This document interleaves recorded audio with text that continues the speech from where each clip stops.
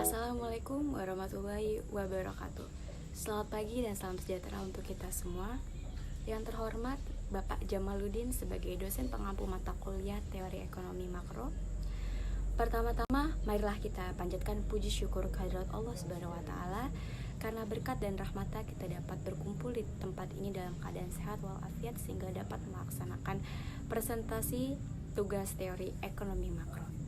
Tak lupa sholawat serta salam kita lantunkan kepada junjungan besar Nabi Muhammad SAW.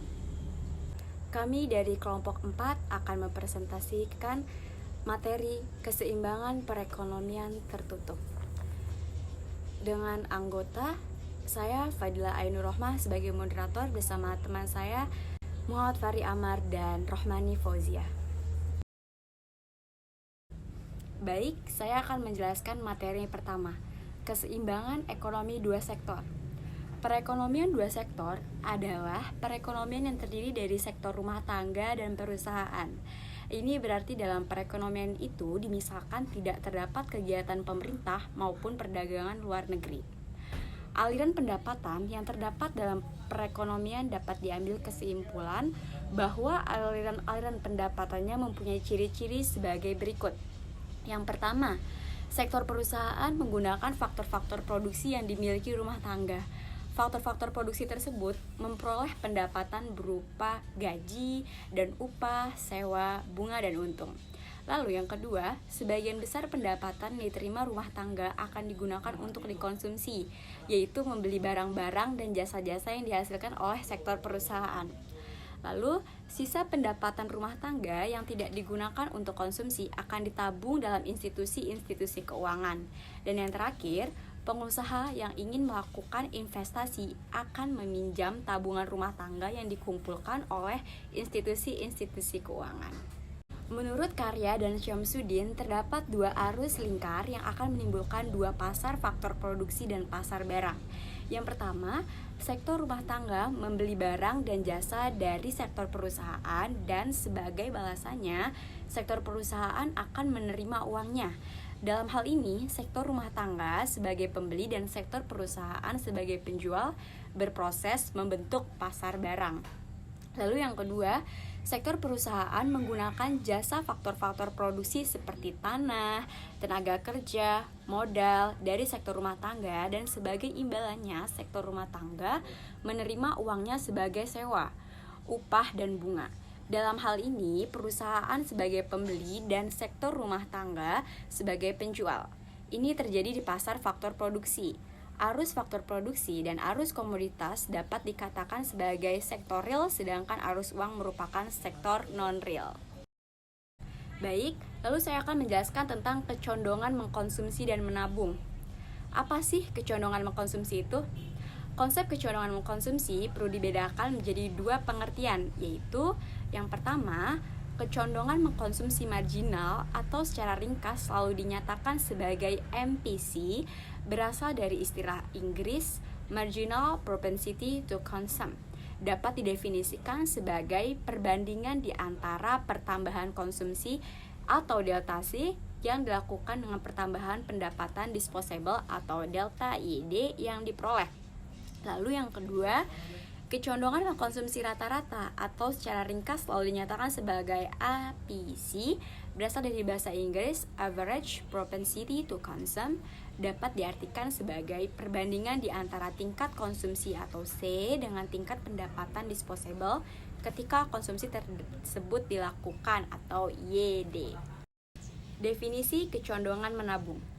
Konsep kecondongan menabung juga perlu dibedakan kepada dua istilah, yaitu yang pertama, kecondongan menabung marginal atau secara ringkas MPS dari perkataan Marginal Propensity to Save dapat didefinisikan sebagai perbandingan di antara pertambahan tabungan atau S dengan pertambahan pendapatan disposable atau delta YD. Lalu yang kedua ada kecondongan menabung rata-rata atau secara ringkas APS dari perkataan Average Propensity to Save menunjukkan perbandingan di antara tabungan atau S dengan pendapatan disposable atau YD. Selanjutnya akan dijelaskan oleh Muhammad Fahri Amar. kepada Muhammad Fahri Amar, dipersilakan. Selanjutnya saya akan menjelaskan fungsi konsumsi dan tabungan. Fungsi konsumsi adalah suatu kurva yang menggambarkan sifat hubungan di antara tingkat konsumsi rumah tangga dalam perekonomian dengan pendapatan nasional atau pendapatan disposable perekonomian tersebut. Fungsi tabungan adalah suatu kurva yang menggambarkan sifat hubungan di antara tingkat tabungan rumah tangga dalam perekonomian dengan pendapatan nasional atau pendapatan disposable perekonomian tersebut. Persamaan fungsi konsumsi dan tabungan. Fungsi konsumsi dan fungsi tabungan di samping digambarkan dalam bentuk kurva, juga dapat dinyatakan dalam persamaan aljabar. Persamaan aljabar untuk fungsi konsumsi dan tabungan adalah seperti dinyatakan dalam persamaan yang dinyatakan di bawah ini.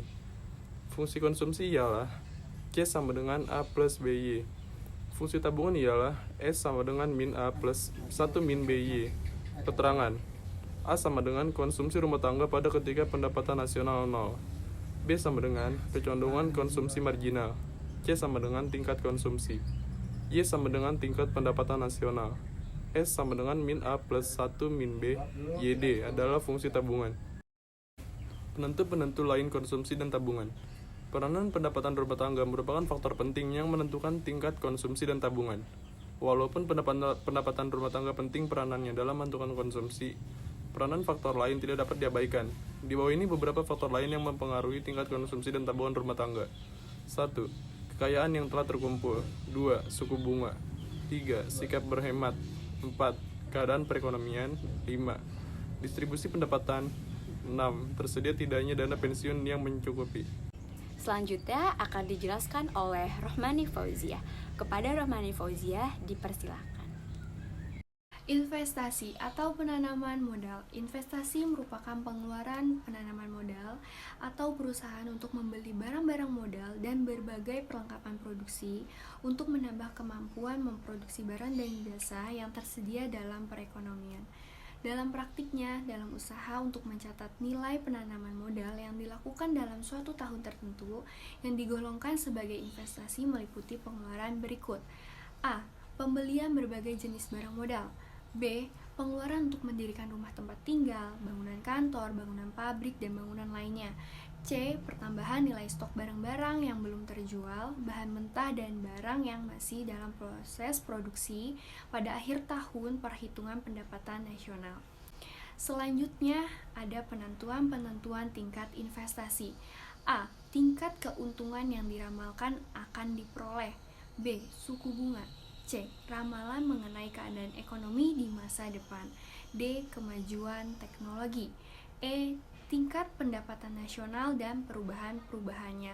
Dan yang terakhir, keuntungan yang diperoleh perusahaan-perusahaan.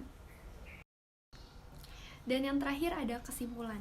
Perekonomian tertutup adalah perekonomian yang tidak melibatkan diri dengan perdagangan internasional dan jasa serta modal dari negara lain. Artinya negara tersebut berusaha mandiri dan memenuhi kebutuhannya sendiri. Dalam perekonomian tertutup, seluruh output dijual di dalam negeri dan pengeluaran dibagi menjadi 3 komponen: konsumsi, investasi, dan belanja pemerintah dengan rumus Y sama dengan C ditambah I ditambah G. Dalam perekonomian tertutup, nasional tabungan sama dengan investasi. Negara perekonomian tertutup dapat meningkatkan kekayaan hanya dengan mengumpulkan modal baru. Sekian presentasi dari kelompok kami. Mohon maaf bila ada kekurangan. Billahi taufiq wal hidayah. Wassalamualaikum warahmatullahi wabarakatuh.